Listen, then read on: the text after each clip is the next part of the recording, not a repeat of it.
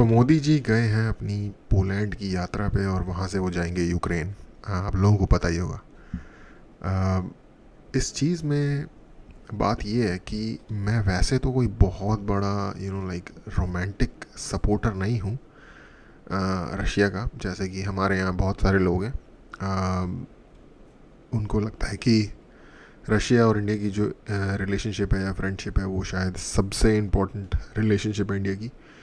One of the most important हो सकती है, क्योंकि हमारी पूरी स्ट्रेटेजिक जो सेफ्टी है उसके जो टूल्स आते हैं बेसिकली, यानी कि हथियार, वो हमारे अभी भी मेजॉरिटी वहाँ से ही आते हैं, बड़े वाले। तो उस सेंस में है। और एक नॉस्टैल्जिया कह लो पास्ट का, या वट एवर जो सेंटिमेंट है, तो मुझे फ्रेंकली स्पीकिंग उस तरीके का सेंटिमेंट नहीं है। एक डिफेक्टर थे केजीबी के, नाम अभी मेरे ध्यान में नहीं आ रहा, उनकी 1 घंटे की पूरा लेक्चर पढ़ा है यूट्यूब के ऊपर कि कैसे लाइक जो कॉन्सेप्ट होता है सबवर्जन का, बेसिकली किसी कंट्री को या किसी ग्रुप को या किसी परिवार को या इंडिविजुअल को मेंटली एक खास लाइन के ऊपर सोचने के लिए जो ऑपरेशन किया जाता है उसको सबवर्जन कहते हैं, या फिर एक खास तरीके से सोचने के लिए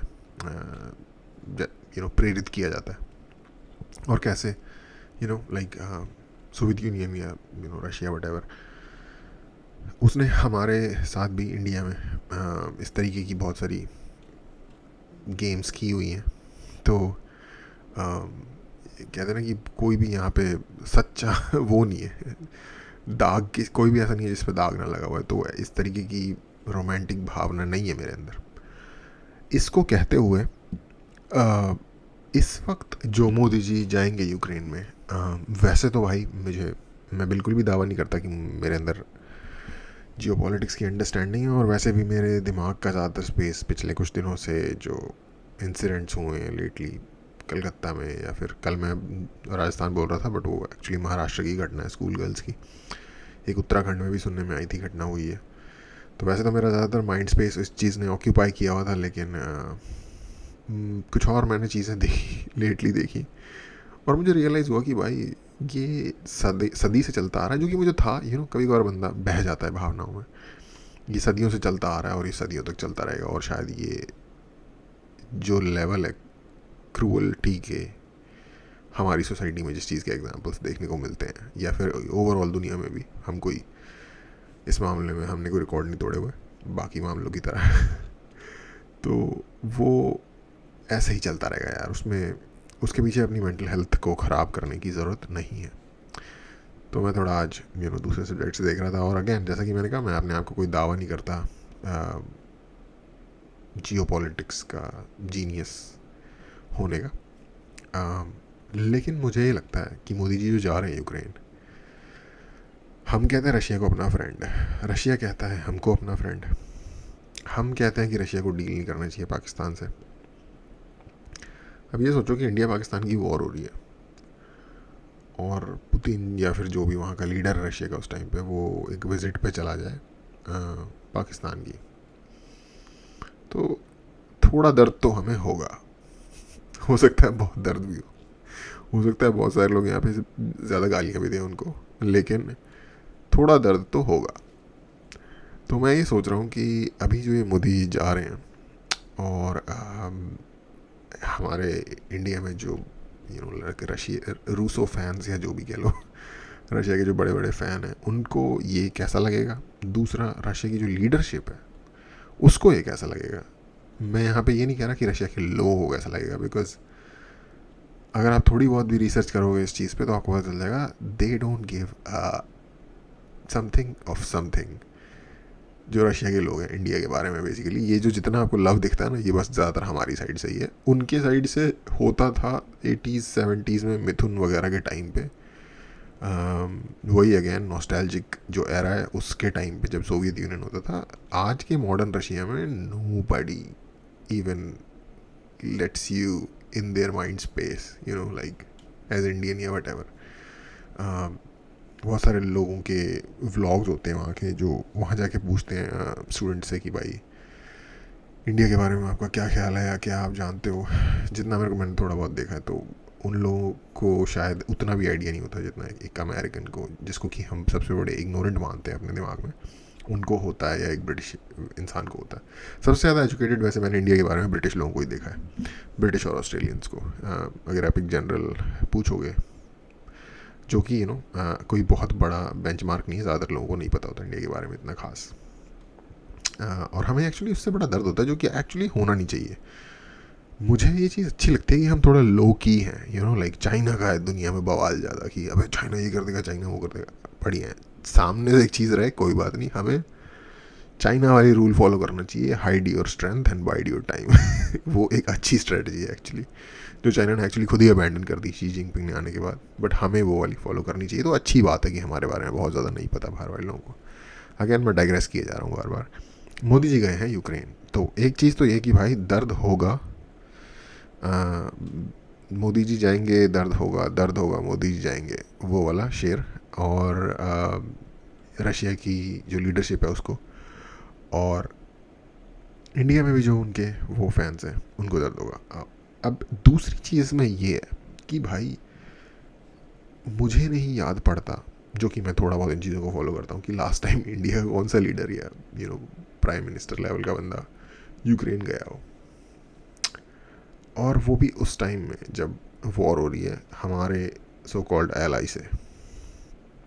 तो इसका मतलब ये है कि कहीं ना कहीं से कोई ना कोई ह्यूज प्रेशर है कुछ इस तरीके का सिग्नल देने का कि भाई इस वॉर में जितना आप रशिया का साइड दे रहे हो ये आपको भारी पड़ जाएगा, या जो भी है इसकी दिक्कत आ जाएगी आपको बेसिकली। और ये सिग्नल कहाँ से आ रहा है, तो इसके लिए थोड़ा सा अंडरस्टैंड करते हैं।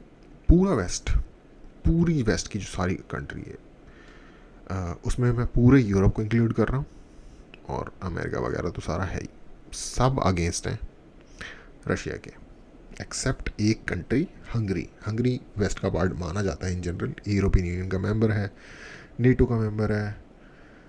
हंगरी को छोड़ के कोई वेस्ट की कंट्री नहीं, क्योंकि बेलारूस भी है प्रो रशिया, एक्चुअली रशिया का एक्सटेंशन ही मान लो, बट वो वेस्ट का पार्ट पहले भी कभी नहीं था। बट हंगरी ईयू का मेंबर है, और हंगरी एकमात्र कंट्री है।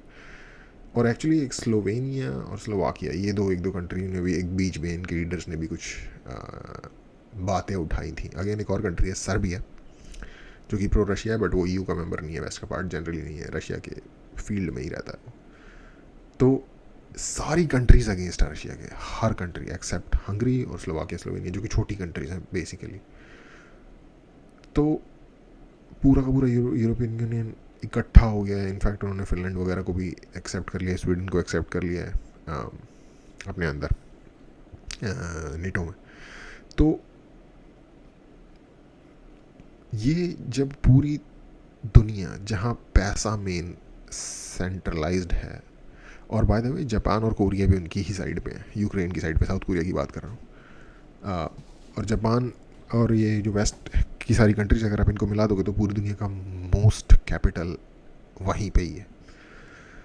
एक बहुत बड़ा अमाउंट चाइना में भी है, बट चाइना एक टोटली ही दूसरे एक्सेस पे है।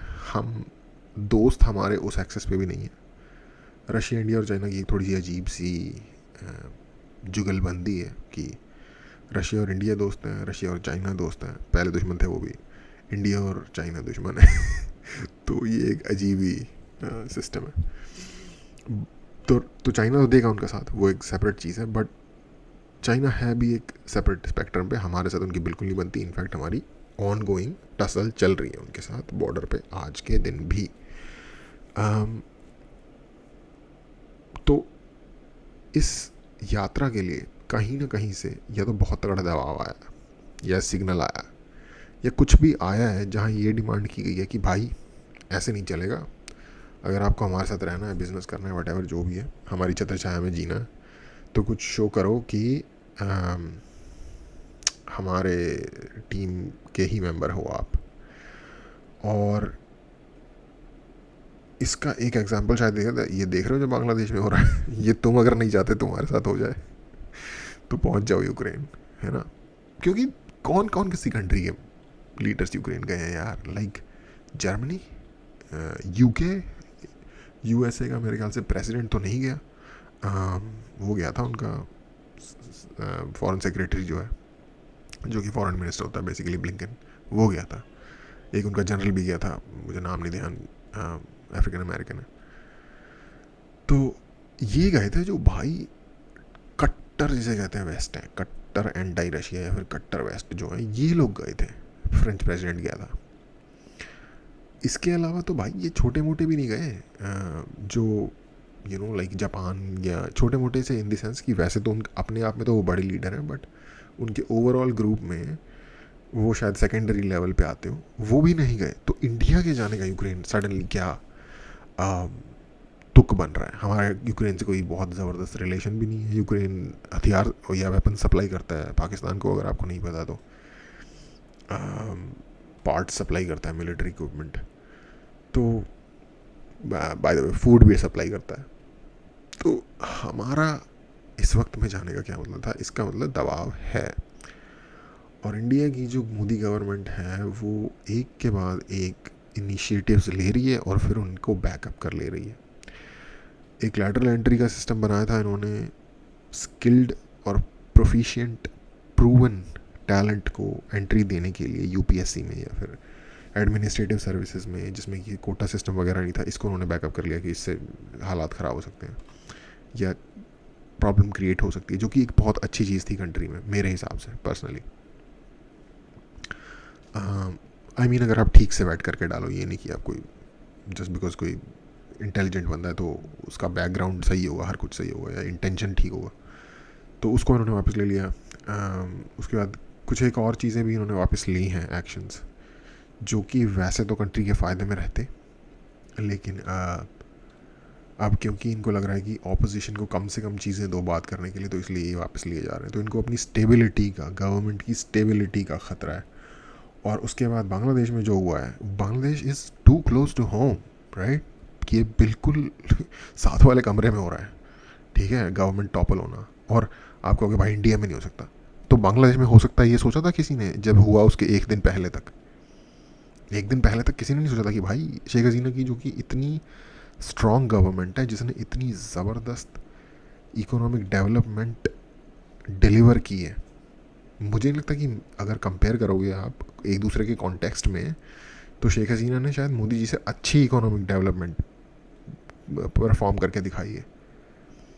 तो इतनी परफॉर्म जिसने करके दिखाई, जितनी उस कंट्री के अंदर इतनी स्टेबिलिटी वो लेके आई, उसका एक बैकग्राउंड है कि उसका फादर जो है वो कंट्री का फाउंडर था एक तरीके से, वहाँ इस लेवल की विशियसनेस निकल के आ गई, जो कि उसका एक बैकग्राउंड है। वो कंट्री एक्चुअली बहुत ज़्यादा फ्रैक्चर्ड है इस प्रो एंड एक्चुअली, अगर बिल्कुल ऐसे शब्दों में बात की जाए कि साफ शब्दों में एक्चुअली, तो वो कंट्री फ्रैक्चर्ड है रिलीजियस उसके ऊपर, रिलीजियस लाइंस के ऊपर, कि एक है प्रो और एक है लाइक एंटाई, या बेसिकली एक है थोड़ा सा रिलीजियस एक्सट्रीमिज़म और एक है भाई सेक्युलर या फिर लाइक लाइट रिलीजियस जैसा कि टर्की की सिचुएशन है बेसिकली। तो दोनों ही जगह पे आप ये कह लो, टर्की में तो जो उनका प्राइम मिनिस्टर है, सॉरी प्रेसिडेंट है, रजब तैयब एर्दोगान, वो रिलीजियस साइड पे है और उनकी आजकल चढ़ाई भी है, पूरी गुड्डी चढ़ रखी है। और अब बांग्लादेश में भी वो चीज़ हो गई है। तो इस लेवल की लीडर, जिसकी इतनी ज़्यादा पब्लिक में नाम था, अच्छा स्टेबिलिटी लेके आई वो कंट्री के अंदर, stability in the sense security में, economic stability, economic performance, India को उन्होंने पर कैपिटा जीडी में ओवरटेक कर दिया। ये सब कुछ करने के बावजूद सडनली एक मतलब झटके में कुछ रैंडम चीज़ होती है, जो कि एक्चुअली गवर्नमेंट ने ग्रांट भी कर दी कि ठीक है कोटा सिस्टम हटा देंगे, हम नहीं कर रहे इम्पोज, और गवर्नमेंट गिर जाती है। तो भाई ये जिसको भी लग रहा है कि ये एक क्रांति हुई है, तो क्रांतियों ने जैसा जैसा डिलीवर किया है ना आज तक दुनिया में, तो ये भी एक वैसी क्रांति है। क्रांति दुनिया की सबसे बड़ी फेक स्कीम, फ्रॉड स्कीम होती है क्रांति। जितनी भी दुनिया की क्रांति हुई है उठा के पढ़ लो, आज के बाद किसी का भी रिजल्ट पॉजिटिव वे में नहीं निकला, जैसा कि आपको दिख रहा होगा इस वक्त बांग्लादेश में क्या हो रहा है इसका, और इसका भी ऐसा ही निकलेगा। बांग्लादेश यहाँ से बर्बाद होगा, टू बी ऑनेस्ट। और मैं ये कोई, अगेन मैंने पहले भी कई बार बात बोली, मैंने कोई हेट में नहीं बोल रहा है बात, एक पैटर्न बता रहा हूँ मैं। ये पैटर्न है, इस तरीके की जब चीज़ें होती हैं तो क्या होता है उस चीज़ का। एनीवे जब ये हो सकता है एक ऐसी कंट्री के साथ जो कि हमारे बगलों के अंदर समाई हुई है, जो हमारी कंट्री, जो हमारे अंडर आर्म में है जो कंट्री, डिसरिस्पेक्टफुली नहीं, फिजिकली आप देखोगे तो ऐसा ही दिखता है, वहाँ ऐसा हो सकता है तो इंडिया में भी हो सकता है ब्रो। हमें नहीं पता किस लेवल की एक्सेस है उन पावर्स को जो ये कर रहे हैं बेसिकली। और इंडिया में क्यों ये हो सकता है, देखो अभी से पहले बीजेपी की गवर्नमेंट थी, पिछली वाली मेजॉरिटी थी, कह सकते थे हम कि हाँ भाई मेजॉरिटी है, बीजेपी के अंदर से भी कोई कैसे तोड़ सकता है, या फिर मतलब चलो यार कोई भी चला भी जाएगा तो बीजेपी की खुद की मेजॉरिटी है, सरकार रहेगी, सरकार को टॉपल नहीं कर पाएंगे ये लोग।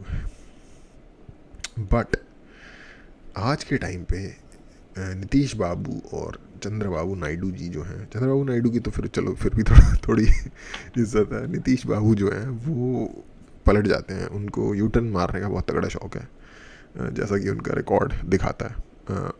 तो अगर कोई इस लेवल की पावर है जो बांग्लादेश में इस तरीके से इंस्टेंटली तख्ता पलट कर सकती है, तो वो नीतीश बाबू जैसे व्यक्तियों को भी यू टर्न से घुमा के ला सकती है, और इंडिया की जो गवर्नमेंट है उसको भी दिक्कत दे सकती है। तो आपको ओवरऑल साइंस दिख रहे हैं जो करंट गवर्नमेंट है इसके गिव इन करने के बहुत सारी जगहों पे। फॉरेन पॉलिसी में यूक्रेन जाने का कोई मतलब नहीं बनता था इस वक्त, to be honest, prime minister का वॉर चल रहा है वहाँ पे, हमारा कोई लेना देना नहीं है यूक्रेन से। रशिया हमारा शायद सबसे इम्पोर्टेंट डिफेंस एलाई है, डिफेंस एलाई कह रहा हूँ, ओवरऑल नहीं कह रहा, क्योंकि हमारे सारे मेजर हथियार आते हैं वहाँ से। इस टाइम पे यूक्रेन जाने का कोई औचित्य नहीं बनता था, दुख नहीं बनता था, ये मेरा हम्बल ओपिनियन है।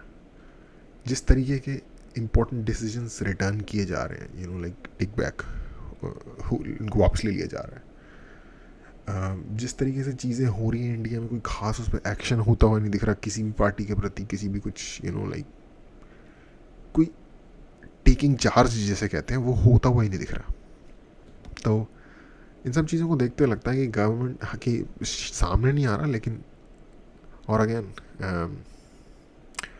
हमारी कंट्री की जो ऑपोजिशन है कांग्रेस पार्टी, उनकी जो इस वक्त लीडर है वो एक ऐसे महामानव हैं कि जिनकी तारीफ़ों के पुल अगर लिखने शुरू किए जाएं तो पेज कम पड़ जाएंगे दुनिया में, पेड़ों की संख्या घट जाएगी। तो उन्होंने शायद चाइना वगैरह से भी इधर उधर से सुनने में आया था कि एलिजेडली दोस्तियाँ वोस्तियाँ की थी, कुछ पर्सनल सेटिंग वगैरह बिठा रहे थे वो। तो यू नो कोई कमी नहीं है हमारे ये ऐसे लोगों की जो कृत्य करने में मददगार साबित हो सकते हैं बाहर वालों के। तो अगेन हमें शायद बाहर से इतना पता नहीं चल रहा, लेकिन अंदर खाने टेंशन वाली सिचुएशन है शायद।